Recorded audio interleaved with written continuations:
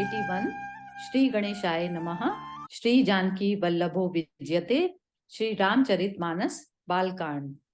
कहूँ लखन मुनि सीलु तुम्हारा, को नहीं जान विदित संसारा।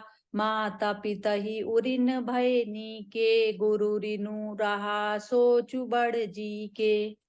लक्ष्मण जी ने कहा, हे मुनि, आपके शील को कौन नहीं जानता। वह संसार भर में प्रसिद्ध है। आप माता पिता से तो अच्छी तरह उऋण हो ही गए, अब गुरु का ऋण रहा, जिसका जी में बड़ा सोच लगा है। सो जनु हमरे ही का थे काड़ा, दिन चली गए ब्याज बड़ बाड़ा। अब आने व्यवहरिया बोली, तुरत देऊ मैं थैली खोली। वह मानो हमारे ही मत्थे कड़ा था। बहुत दिन बीत गए, इससे ब्याज भी बहुत बढ़ गया होगा। अब किसी हिसाब करने वाले को बुला लाइए, तो मैं तुरंत थैली खोलकर दे दूं। सुनी कटु वचन कुठार सुधारा, हाय हाय सब सभा पुकारा।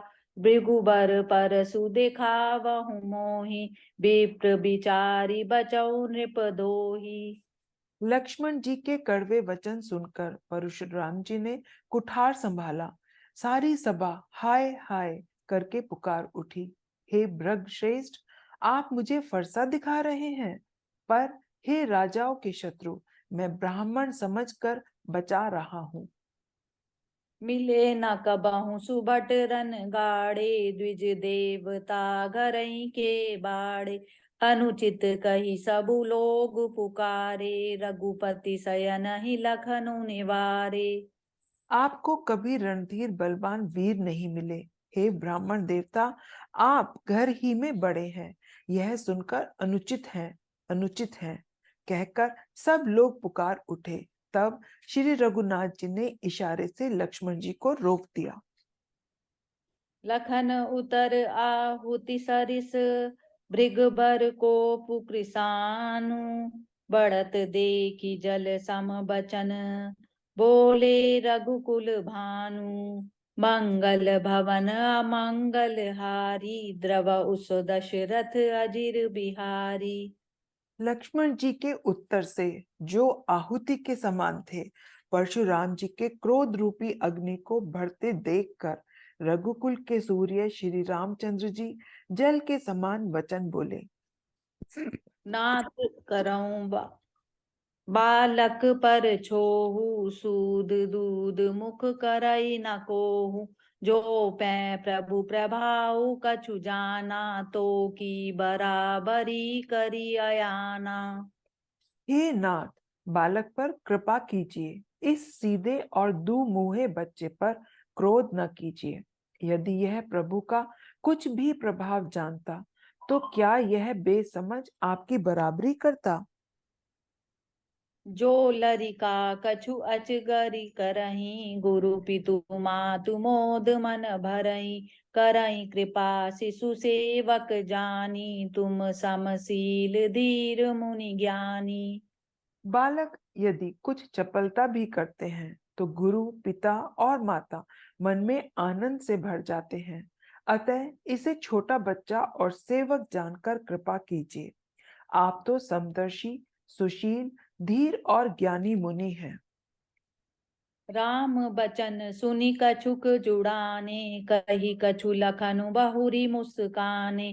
हसत देखी नख सिख सिरिस व्यापी, राम तोर भ्राता बड़ पापी। श्री रामचंद्र जी के वचन सुनकर वे कुछ ठंडे पड़े। इतने में लक्ष्मण जी कुछ कहकर फिर मुस्कुरा दिए। उनको हंसते देखकर परशुराम जी के नख से शिखा तक क्रोध छा गया। उन्होंने कहा, हे राम, तेरा भाई बड़ा पापी है।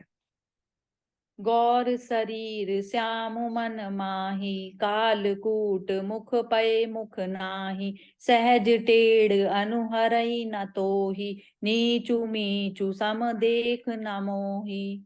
यह शरीर से गोरा, पर हृदय का बड़ा काला है। यह विषमुख है, दूध मुहा नहीं, स्वभाव से ही टेढ़ा है। तेरा अनुसरण नहीं करता, यह नीच मुझे काल के समान नहीं देखता। लखन कयऊं हसी सुनहु मुनि, क्रोध पाप कर मूल। जेहि बस जन अनुचित करहि, चरहि विष्प प्रतिकूल। मंगल भवन अमंगल हारी, द्रवहु सो दशरथ अजिर बिहारी।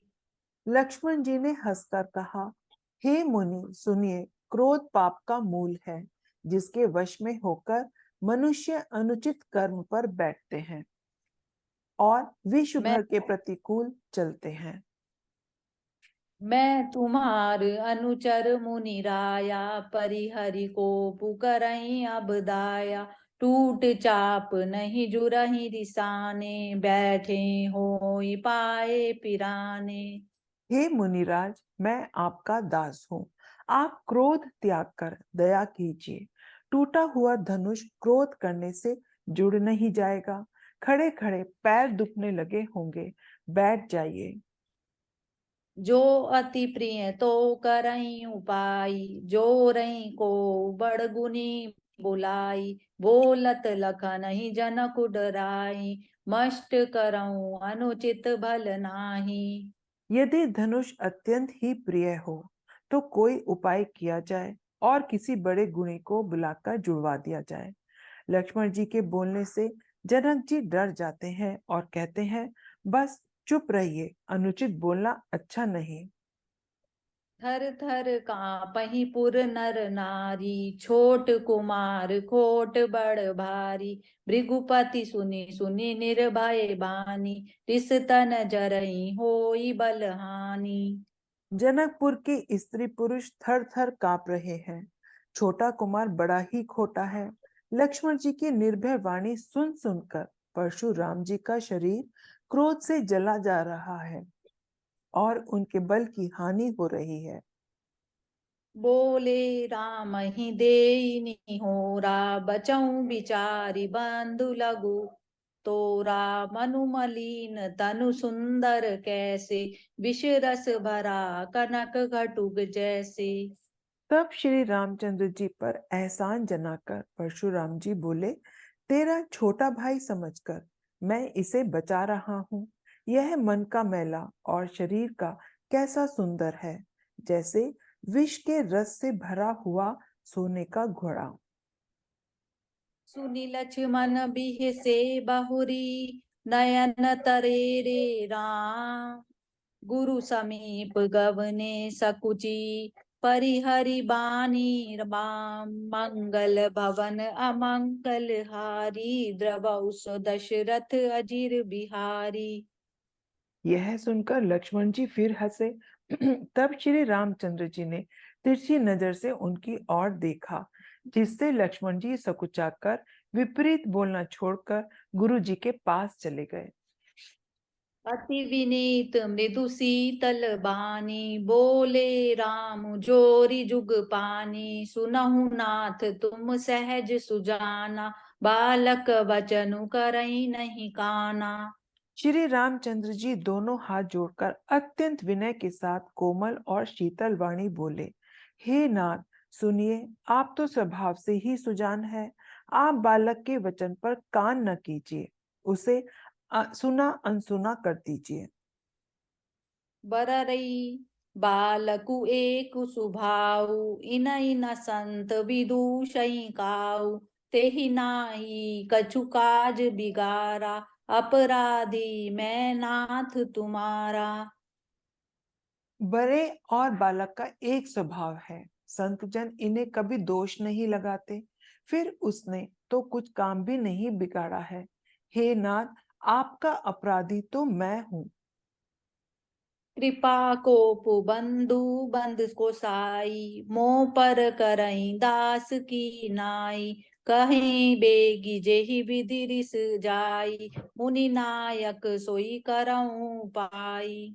अतः ए स्वामी, कृपा, क्रोध, वध और बंधन जो कुछ करना हो दास की तरह मुझ पर कीजिए, जिस प्रकार से शीघ्र आपका क्रोध दूर हो। हे मुनिराज, बताइए, मैं वही उपाय करूं। कह मुनि राम जाई रिस कैसे, अजहू अनुज तब चितव अनैसे, एहि के कंठ कुठारु न दीना, तो मैं काको करी कीना। मुनि ने कहा, हे राम, क्रोध कैसे जाए? अब भी तेरा छोटा भाई टेढ़ा ही ताक रहा है। इसकी गर्दन पर मैंने कुठार न चलाया तो क्रोध करके किया ही क्या?